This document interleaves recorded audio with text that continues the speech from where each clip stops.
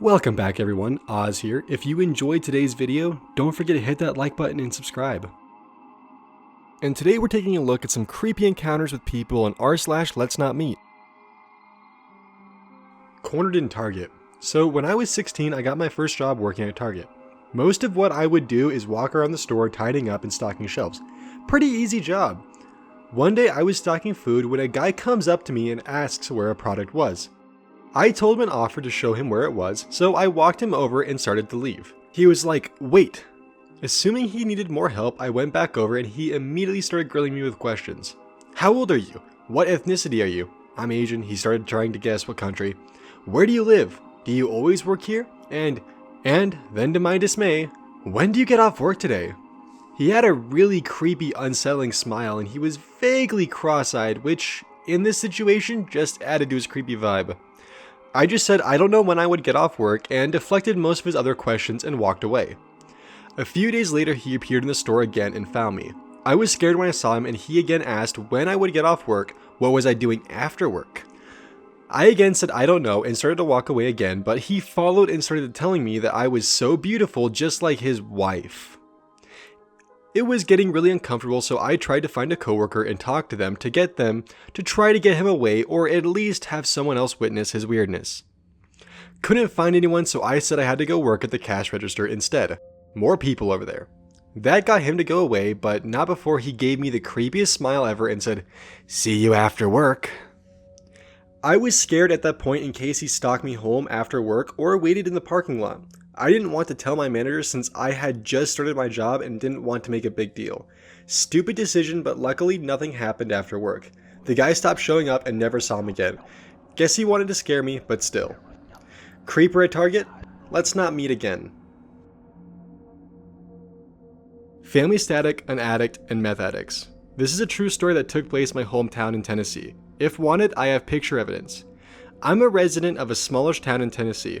If there is anything you can count on always being in that town is drugs, humidity, and old people. Let me give some background information. My grandmother owned a second house in the town, though she lived in a much nicer house in a town 30 minutes away. The second house in my town she would rent to family members of ours, her husband, and her daughter. We will call the family member in question Becky and use fake names for all people involved to make sure that anonymity is kept. Becky's husband sadly passed years ago, and she herself had health problems that only got worse. It truly is sad considering how amazing they are and how many lives they touch positively. Recently, Becky died and her daughter Bella was left there alone. But in the years leading up to Becky's passing, Bella had been getting interested in drugs. She even showed up to family gatherings higher than a kite, and the people she hung around weren't very competent characters, nor were they very understanding. They all did any drug they could get a hold of and wouldn't give anything to the community. After the passing of Becky, my grandmother would have to get the house ready to sell considering Bella wouldn't be able to pay rent.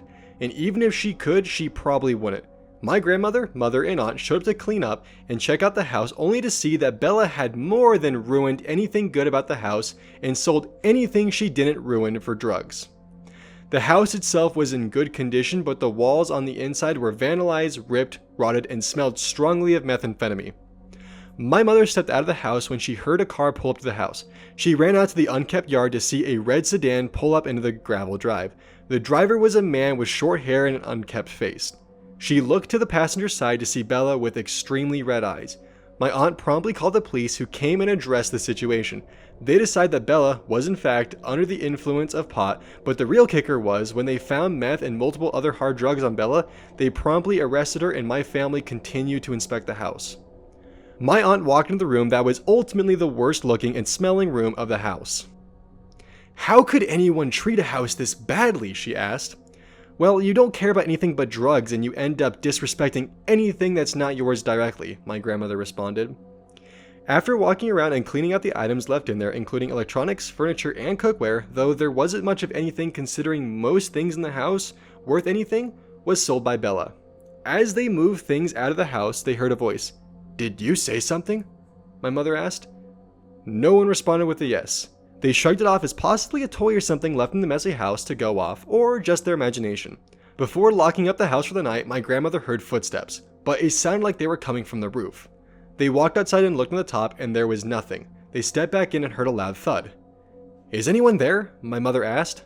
Silence. They promptly called the police, and when they arrived, they explained the situation. The officers went inside to inspect the house. Moments later, the police walked outside of the house with a woman who looked like either a mummy or a severe drug addict. She had been hiding in the attic, and God only knows what would have happened if the police didn't find her. Later on, I found out that the person found in the attic turned out to be a friend of Bella's. Bella is currently expecting jail time as her mugshot is in my county's most wanted list for the sheriff's office.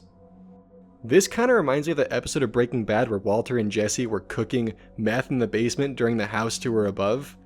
I mean, I don't know why, it just kind of did. Saved by preteen vanity. In middle school, I posted my drawings to a popular online art community. Sometimes challenges went around, such as uploading a picture of yourself and then drawing yourself in different styles. Your personal style, Disney style, and so forth. Kind of a meet the artist type of thing that was certainly intended for folks older than a 12-year-old child like myself at the time. Being a naive kid, I take part. A few days later, my inbox lights up with a message. A dude I don't know is sending me compliments on my work and asking for help with his class art project. Of course, I agree. I'm not supposed to talk to strangers online, but whatever, mom. My artistic talent is finally being recognized. Naive, remember? As it turns out, the guy wants me to model with duct tape over my mouth and ropes around my body. He tells me it would be great if I had torn clothing that I could wear for the full effect. Magnanimously, he says that should I not want to tear my clothes and get in trouble, it would also be okay if I took photos of myself with duct tape over my mouth in various states of undress. My new online friend is adamant that I send the photos directly and privately to him and delete them afterward so that none of his classmates see and plagiarize him. Cool! The newly awakened 12-year-old model in me thinks, this is totally normal and appropriate. I proceed to take the pictures on my family's digital camera and upload them to the family's dinosaur desktop computer. It's only when I go to his page to send them along that I see another person's comment there. The comment is apologizing for being unable to model and asking if anyone else had agreed to help with his art project. Yet, no longer feeling special or appreciated for all my hard work, I decide not to send him the photos. In what felt like a fit of spite at the time, I also deleted the photos and blocked him so that he could no longer see all my cool art. It wasn't until years later that I remembered this exchange and thought, that dude may have been using me for nefarious purposes. To the online predator wanting photos of an almost naked, tied-up preteen, let's not meet. For any of you who are under 13 and someone asks for a picture of you online, just Google Chris Hanson and send them a picture of him, and all the work will be done for you.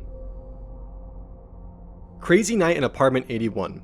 We had many things happen in our 5 years of living here, but this one night I will never forget, and I have told this story a few times. Here we go. We were living in a bad part of town. Well, it wasn't horrible, but you always locked your car doors, car trunk, pretty much anything with a lock. This night was like any other. We were watching TV and both of us were playing on our PCs in the living room. We are huge gaming nerds and our PCs are always in the living room. At this time, our cat Bleach Spot, nicknamed because she had this one white spot on the top of her head, was sitting in the kitchen window crying, which was odd because she didn't cry very much. My husband proceeded to get up and go check things out, and we see a foot. Yes, a foot in our kitchen window.